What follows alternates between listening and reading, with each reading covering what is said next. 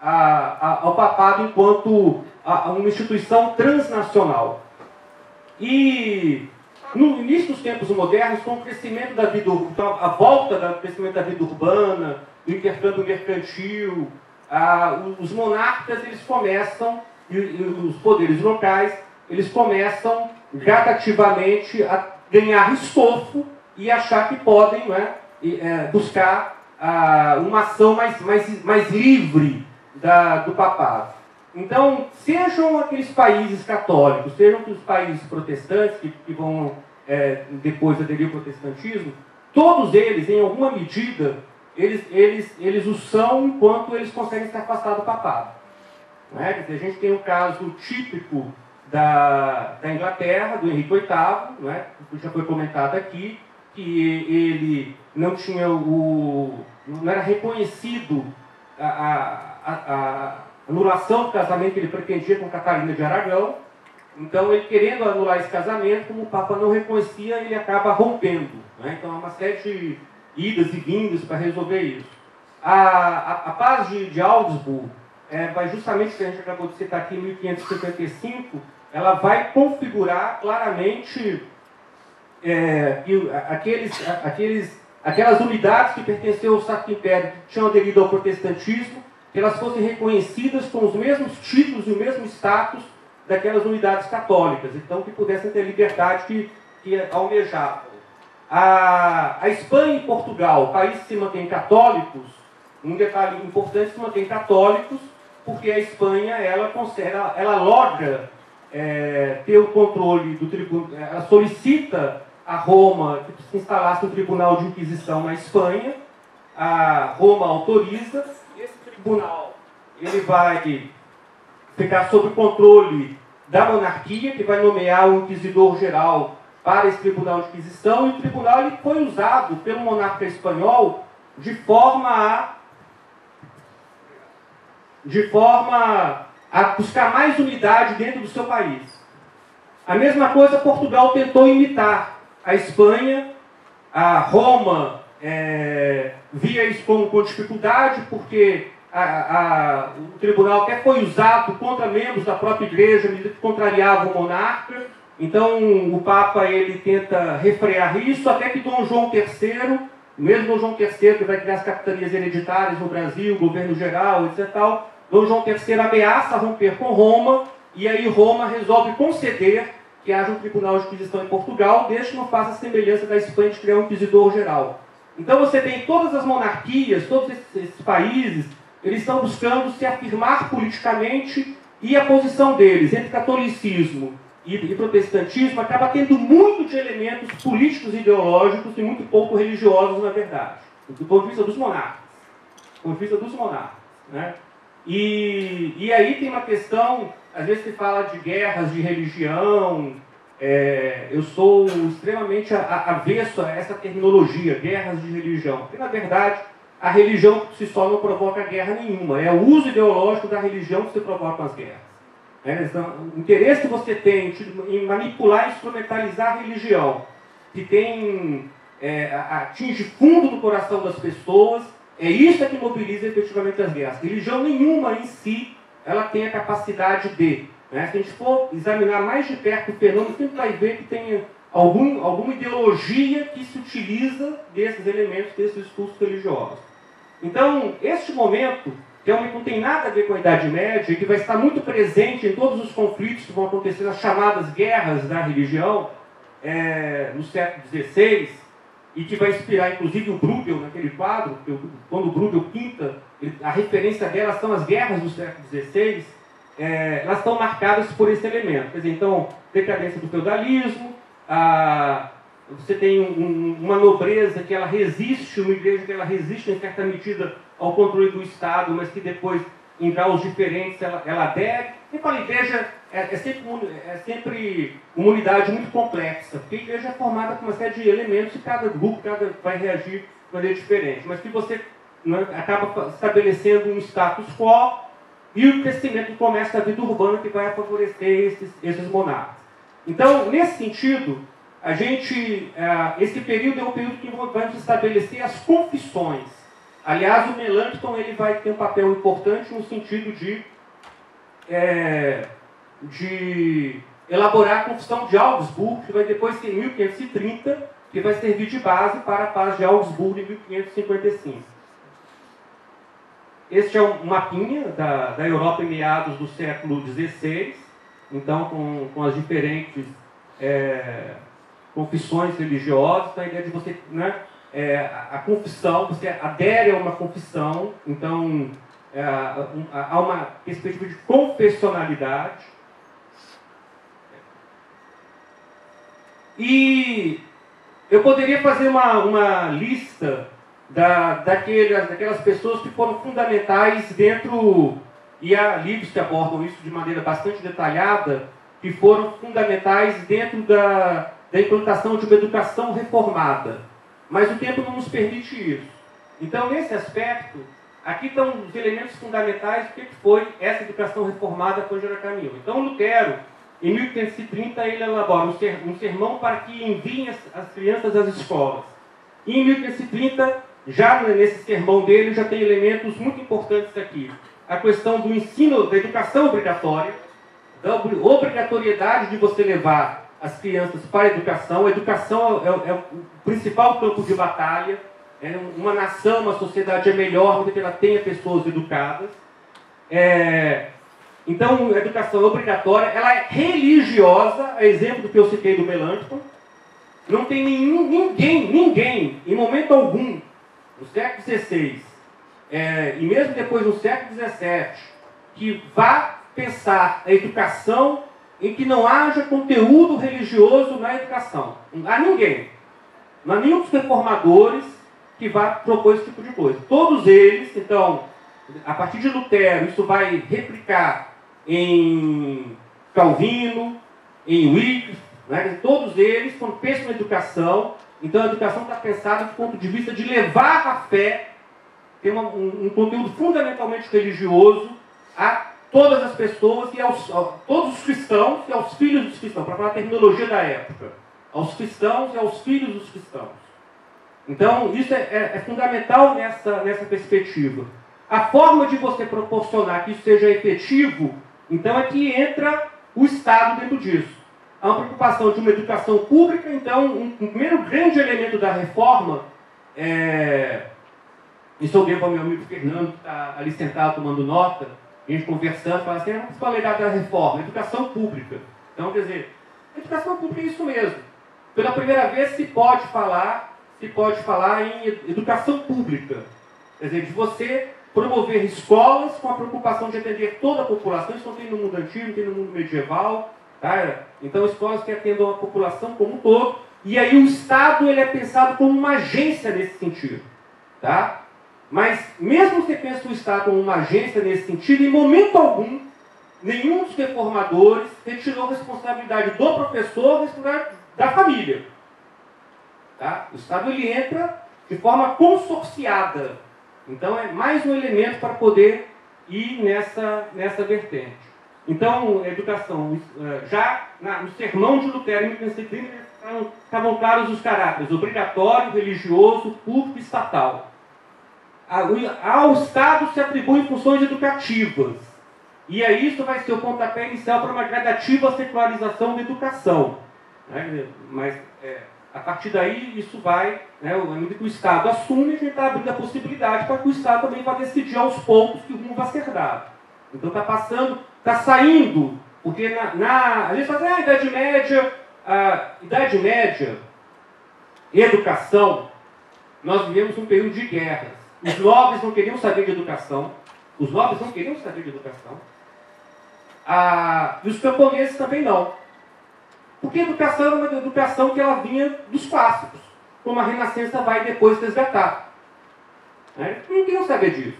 Quem preserva, então, já que o cristianismo parte das Sagradas Escrituras, quem preserva esses elementos é a igreja, principalmente os mosteiros, onde tem muita gente copiando, para que esses textos se mantenham. Se não existissem cópias, né, jamais o Gutenberg não cria a imprensa em 1500 sem poder publicar alguma coisa. Imagina, então, você né? Os textos têm sido copiados desde o mundo antigo. A gente fala em 1000 anos na Idade Média. Então, a educação, portanto, ela era bastante restrita, porque as pessoas não achavam que isso fosse fundamental para a vida. Isso aos poucos vai mudar com o surgimento das universidades a partir do século XI, a primeira que é a Universidade de Palermo, e você vai criando. Então, agora, você tem, pela preocupação que o grande público fosse atingido, então você tem aí, não, vamos atingir esse grande público. A igreja, ela tem também papel, se cobra de lugar onde o Estado não exista, que a igreja ela possa também atuar, mas há uma responsabilidade do Estado. Então, aí a gente tem a atribuição do Estado, a educação de todo o povo com fins essencialmente religiosos, éticos, a educação pública religiosa, a dependência dos estabelecimentos docentes à autoridade municipais ou estatais. As escolas são mantidas com recursos públicos, há uma previsão de como manter essas escolas, e a exigência da frequência obrigatória. Então, a partir daí que vai surgir, né, um processo longo. Se a gente pensar que, nesse momento, em certos países vão adotando essas medidas, então o Estado vai exigindo que seja obrigatório, inclusive com punições para os pais que não põem as crianças das escolas. Isso só no Brasil vai vir a acontecer na Era Vargas. Tá? Só a partir da Era Vargas que você vai exigir frequência obrigatória às escolas. Antes disso não tinha aqui no Brasil. Então, a gente está falando que são os inícios. E aí, cada lugar vai ter vai entrar no processo no seu momento.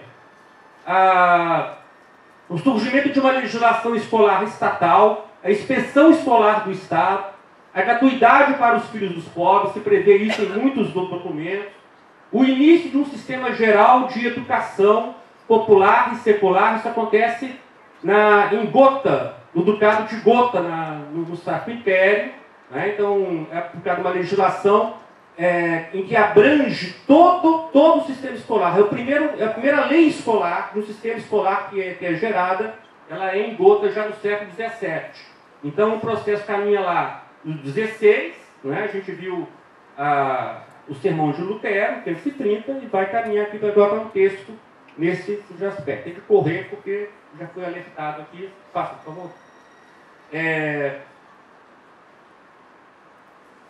Aí essa educação reformada, há um manual muito útil, muito interessante, embora seja difícil de achar, que é a História da Educação Pública, do Luzuriaga, que é um argentino. Foi publicado em 1959 no Brasil, em São Paulo, pela Companhia Editora Nacional. Ele divide em duas fases de educação reformada. O século XVI, onde tem esse predomínio do sentido religioso, que os ícones são Lutero e Melanchthon, em que há uma ênfase no município, na localidade, para assumir essa educação pública, e a atuação é privilegiada no ensino secundário. Tá? O Melanchthon, quando está pensando universidade e depois ensino secundário, do ponto de vista de destaque. Já no século XVII, que é o século em que começam a surgir os estatutos e as leis dentro dos principados, ducados, do Sacro Império, e aos poucos vai se extrapolando para a Suíça, depois vem a Inglaterra, mais adiante as 13 colônias dos Estados Unidos. Então você vai aos poucos difundindo. A perspectiva ela é do predomínio do sentido didático. Então, são autores também piedosos, né? O Racítios, Comênios, são autores fundamentais, todos eles devotos, movidos pelo interesse da religião, mas é o início que se chama de um movimento pedagógico. Em geral, você está pensando a maneira de ensinar, não apenas o conteúdo, não apenas que se chegue a todo mundo, mas como isso é ensinado. Então, é do século XVII esse momento. Aí eu tenho a ênfase estatal da educação pública com atuação privilegiada no ensino primário, que você quer atingir todo mundo, então você tem que dar a base, tem de começar. Tá?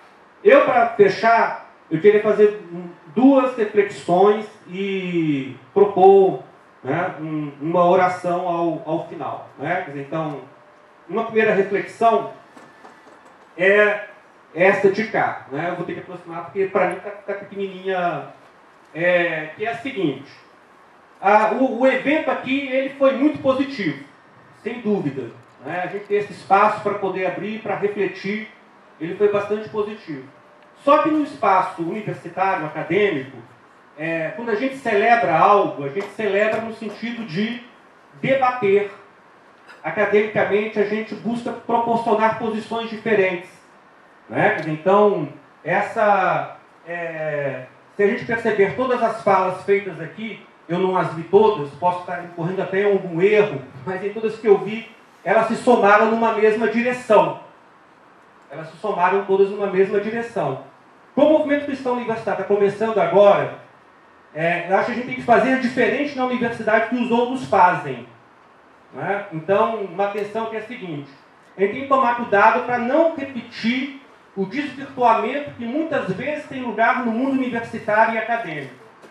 Não nos fechemos em ostras ideológicas e teóricas em reservas de mercado das ideias afins. Não a cilada da simples inversão de sinais, censurando quem censura e construindo muros entre os diferentes nós e eles. É importante que a gente quebre essa dinâmica. Quem faz isso está fazendo errado. A universidade não é assim, não é desse jeito. Então, num evento qualquer, de um tema que a gente possa vir a fazer, qualquer que seja o evento, é importante que tenha um antagônico sentado à mesa. Eles não nos convidam, mas deve convidá-los. Né? Porque, do ponto de vista evangélico, a gente não segue a dinâmica de quem é Bíblia, gente. A gente a quebra. E a gente está num espaço que é vocacionado para isso. A universidade não sobrevive, o meio acadêmico não existe se ele se fechar em ilhas. Ele não existe. A diversidade, né, o confronto respeitoso, ele é fundamental nesse aspecto. Né? A gente está falando do ponto de vista de educação, então, como volta e meia se chamou a atenção do MCU, então eu penso que tem que ter essa atenção, é importante. Né? Não é só afirmar e explicar o nós. A gente tem a possibilidade de debater com alguém que não concorde conosco e ensinar para eles como conduzir um diálogo respeitoso. Tá? Então, nesse sentido, é importante quebrar a dinâmica da violência por meio da misericórdia. Ao invés de ilhas para satisfazer as demandas pessoais ou de grupos da universidade, sejamos pontes para o diálogo. Do diálogo e das pontes aos encontros em meio aos desencontros. Promover tal dinâmica é fazer retornar à universidade a sua vocação universalista e antropocêntrica, indo ao encontro, não de, mas ao encontro, não de encontro, mas ao encontro, tá? Inclusive, do que é a proposta do Melanchthon quando se preocupava com a universidade. Né? Quer dizer, então, o Melanchthon sempre foi alguém disposto a conversar com quem discordava dele. Ele sempre teve essa perspectiva. Por isso que o papel dele é fundamental na formulação da Confissão de Augsburgo, e depois na paz de Augsburgo, que está homenageada no movimento da Reforma em Worms. Permitindo, a partir dessa dinâmica, realizar-se como serviço na busca e difusão do conhecimento. Isso é ser universidade. Então é importante que a gente tenha essa atenção, tá? Que a gente não perca isso de vista. Na hora que a gente fizer isso aqui, tá? Eu digo isso porque quando a gente organizava esse evento, que tinha muito temor, vai aparecer gente criando problema, vai aparecer gente criando tumulto, não vai deixar que a gente aconteça aqui. Mas eu acredito na UF, né, em que pese. É porque a gente não culpava e não aparecia, não é? A gente fica muito intimidado. A gente afirmar o cristão, não é? Qualquer que ele seja, eu sou católico, qualquer que ele seja, ele tem dificuldade para se assumir enquanto cristão dentro do espaço universitário. E olha que a universidade surgiu de ambiente cristão, seja na Idade Média, seja na Idade Moderna. Né? Então, saiu de dentro e voltou contra nós. Então, tem essa questão aí. Aí, por gentileza, seguinte. E nesse aspecto, o Gilbertus Voigt, no Sínodo de Dort, a ele é atribuída essa expressão em latim. Ecclesia reformata, sempre reformanda.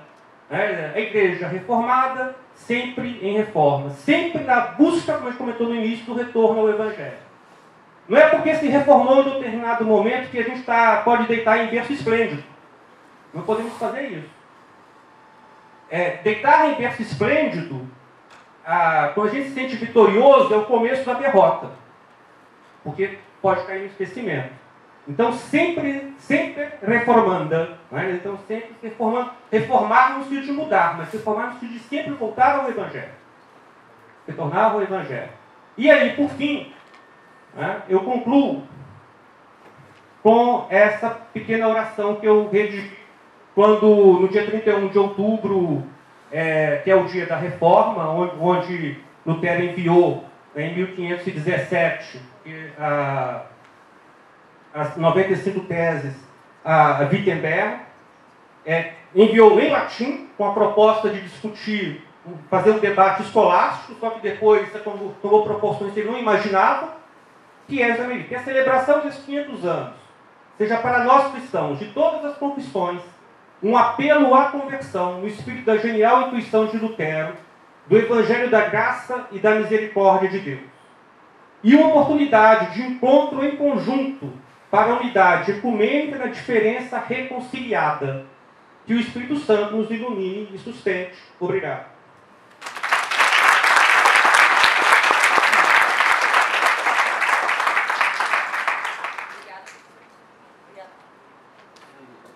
Obrigada.